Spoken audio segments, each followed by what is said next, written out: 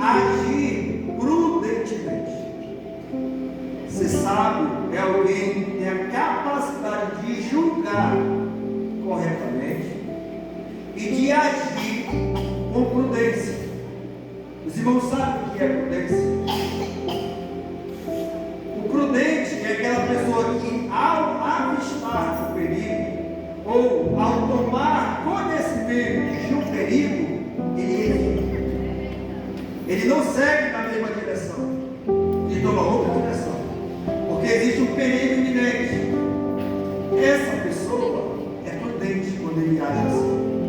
E Jesus, ele elogia o prudente quando ele diz que aquele que ouve a sua palavra e a pratica é semelhante ao homem prudente, que edifica sua casa sobre a rocha. Então veja que tem grande valor ser prudente, ser capaz de discernir o bem e o mal, o certo e o errado, e fazer a escolha certa. Então isso é sinal de sabedoria. E o que é o conhecimento? O conhecimento, meus amados, é o ato ou efeito de conhecer. É o ato ou efeito de conhecer. Então, a sabedoria é quem administra o conhecimento. O suficiente não é ter conhecimento, adquirir conhecimento. Pois o conhecimento ele vem com o tempo. Às vezes a pessoa pode ter muito conhecimento circular, muito conhecimento teológico, muito conhecimento teórico. Isso não significa dizer que ela é sábia, porque a sabedoria, a verdadeira sabedoria, ela provém de Deus. É o dom que Deus tem disponibilizado aos seus, a mim e a você. Os textos que nós lemos comprovam isso. E a motivação é que nós possamos buscar, que nós possamos crer, que nós possamos nos esforçar, nos empenhar, até nos dedicar com todos os nossos bens, se necessário for, para buscarmos sabedoria, para crescermos em sabedoria. Então a sabedoria administra o conhecimento. O conhecimento, por sua vez, é aquela ferramenta que dá aperfeiçoamento à sabedoria. Não se pode adquirir sabedoria sem conhecimento. Então você observa que está relacionado, está intrinsecamente relacionado. Quando Deus fala da sabedoria ou da ciência humana, que é adquirida pelo muito estudo, pelas pesquisas, pelas descobertas, pelo avanço. Quando a palavra de Deus diz que a sabedoria deste mundo é loucura para Deus, está se referindo ao conhecimento secular, a sabedoria que despreza o conhecimento de Deus. Toda sabedoria humana, ela não é desprezível, mas toda sabedoria humana que eleva o coração do homem ao ponto de desprezar a Deus e a sua sabedoria, esse tipo de sabedoria é loucura. É alguém que perde juízo e se torna alguém louco. Por exemplo, alguém que nega a existência de Deus. A Bíblia diz que é louco aquele que nega a existência de Deus, porque a natureza manifesta a sua glória. Então, nós sabemos que existem pessoas que dizem, não, Deus não existe. Quando você ouvir alguém falar assim, se expressar dessa maneira, entenda, essa pessoa fala, ela está sem juízo. Ela fala loucamente.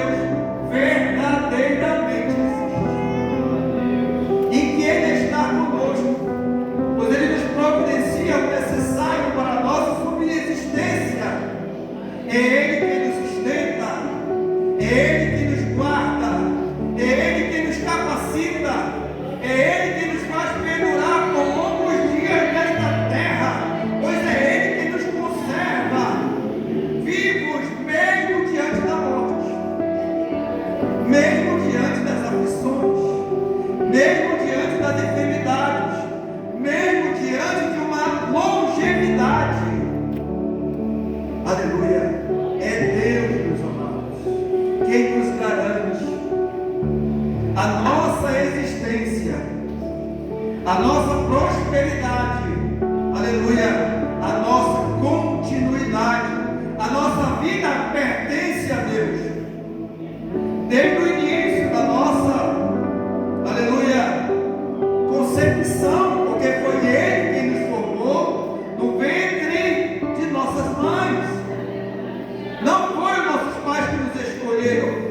Eles não teriam essa condição, eles não têm essa condição de escolher o filho que eles desejam que venha a nascer, se é menino ou se é menina, se é de um jeito ou de outro, não. Foi Deus que nos escolheu e que nos formou desde o ventre de nossa mãe, porque Ele tem propósito para a nossa vida.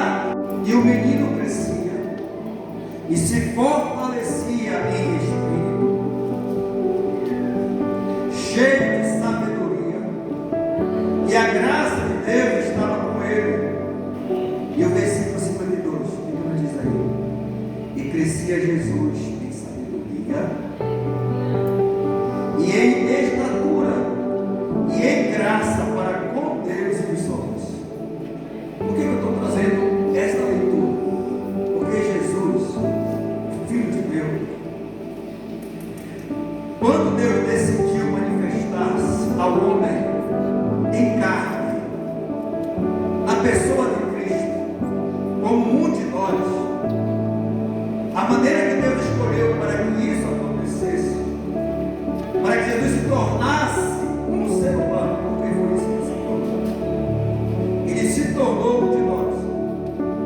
Ele passasse pelos mesmos processos que nós passamos quando somos concebidos e trazidos à existência. Por mais que o nascimento de Jesus tenha algo peculiar, diferente de todos os demais, ele veio com propósito: trazer salvação a toda a humanidade, a toda a criação que estava sujeita à vaidade, como diz a palavra de Deus, e debaixo de maldição, por causa do pecado do homem, lá no Éden. Mas nós sabemos que Jesus nasceu de uma maneira especial, porque foi Deus mesmo, o próprio Deus, pelo seu poder, gera no ventre de Maria, aquela que foi escolhida, aquela que foi agraciada para conceber o Filho de Deus. Então Jesus não foi gerado da mesma maneira que eu e você, porque para que nós viéssemos assim gerados no ventre, ele precisou haver a participação do Pai, do homem e da mulher, porque esse processo é um processo natural que Deus constituiu lá no princípio. Mas para que pudéssemos entender a diferença do nascimento de Jesus, a profecia já anunciava que a Virgem conceberia. A Virgem, aquela que não teve contato com o homem, ela conceberia à luz a um filho. E esse filho seria o unigênito, o Filho de Deus onipotente. E assim Gabriel anunciou a Maria, dizendo: olha, no teu ventre nascerá aquele que haveria de vir. Ele será chamado Filho de Deus, pois o Altíssimo te cobrirá. Então, da mesma maneira que Deus, no princípio, quando Ele tomou a decisão, façamos o homem a nossa imagem e semelhança, e foi ao pó, e do pó gerou o homem. E a partir do homem, quando ele observou que não era bom que o homem permanecesse só, e tomou a decisão de da costela de Adão tirasse e viesse a criar a Eva, a mulher, para que ela pudesse ser disjuntora, ele tomou a decisão de fazê-lo desta maneira, não indo ao pó, mas indo ao próprio homem, que já havia sido criado. Da mesma maneira que Deus assim tomou a decisão, segundo a sua soberana vontade, Ele é soberano, Ele faz como Ele quiser. Ele também já havia anunciado, e Ele gera o ventre de Maria, para que Cristo nascesse como ser humano. Ele se utilizou do ventre de Maria. forma que porventura Deus viesse a fazer, e Jesus viesse em espírito, não se cumpriria o propósito de Deus lá na cruz do Calvário. Porque quando Cristo, através do escritor aos Hebreus, anuncia a finalidade do seu nascimento, ele diz: corpo me preparaste, porque sacrifício de animais e de touros não te agradaram, mas corpo me preparaste. Ele estava falando do seu sacrifício, pois ele haveria de se entregar em sacrifício, o corpo. Ele precisava ter um corpo. Se ele viesse em espírito, ele não teria corpo para apresentar, ele não teria sangue para derramar, e ele haveria de cumprir por nós, por toda a humanidade, aquilo que nós não poderíamos e não podemos cumprir, porque somos pecadores, somos devedores diante de Deus. Mas assim ele o fez para perdoar as nossas dívidas e tirar de nós, aleluia, a condição de vil pecador, para nos tornar filhos de Deus, verdadeiros filhos de Deus, não por criação mais somente, mas por geração, sendo de novo gerado, diz a palavra do Senhor. Somos assim constituídos filhos de Deus pelo Espírito Santo que está em nós. Então, quando Deus, a Escritura fala que Jesus passou pelo mesmo processo, está sinalizando para nós algo muito importante. Pois desde criança, Jesus já estava se desenvolvendo em estatura, crescimento natural. Jesus representa aqui a humanidade, a nova criatura, a providência de Deus para a nossa salvação, porque em Adão nós somos pecadores, e como pecadores sujeitos à morte, mas em Cristo não. A Bíblia diz que o Senhor Jesus é para nós o segundo Adão, por ele nós somos justificados, aleluia. Então, como ele crescia, está nos dando também o discernimento correto, e a criança ao nascer, ela também passa por esse processo. Deus não quer que nós sejamos adultos, ou criança, ou ancião, aleluia, venhamos a desprezar. Deus não quer que nós venhamos a desprezar as fases da vida, porque todas as fases da vida são importantes para Deus, desde a criança, desde aquela que está no ventre, desde o bebê de colo, aleluia, o adolescente, o jovem, o adulto, o ancião. Todas essas fases Deus tem propósito para cada um de nós. Então a Bíblia diz: não despreze a tua mocidade, para os jovens. A Bíblia diz através do Senhor Jesus: não impeçais, deixais para as criancinhas, deixais que elas vinde a mim, que elas venham a mim, porque dos tais é o reino dos céus. Aos anciões Deus diz: ainda darão frutos, mesmo da velhice, ainda darão frutos. Então, para cada fase da vida, Deus tem um propósito. E nós temos total dependência do Senhor nesse sentido. Pois Jesus crescia espiritualmente também, e em sabedoria, em conhecimento diante de Deus, diante dos homens. Por que assim se submeteu? Para nos dar o modelo, porque Ele é o nosso exemplo. Ele é o nosso maior exemplo. Ele está dando sentido para a nossa vida, para que nós possamos observar que Deus está conosco desde o início da nossa gestação, e a vontade de Deus é estar contigo até o final da nossa vida aqui nesta terra, seja no último suspiro, ou seja no arrebatamento, pois o arrebatamento já foi anunciado e se aproxima. O dia glorioso do Senhor se aproxima, aleluia, e nós esperamos, nós recebemos como promessa, e somos ensinados pela palavra de Deus a aguardar a vinda do Senhor a qualquer momento. Então não te preocupes com amanhã, mas entrega ao Senhor, entrega ao Senhor os teus problemas, entrega ao Senhor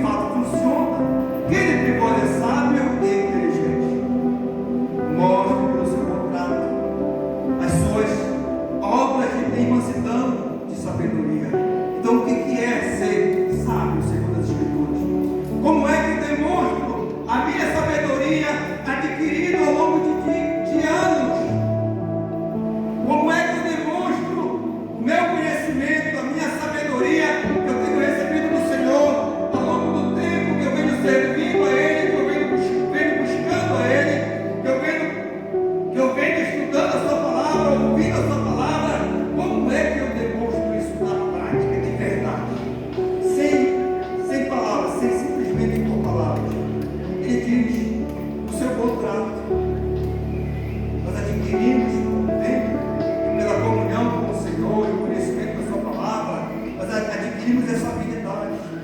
Sermos capazes de tratar bem as pessoas, sejam elas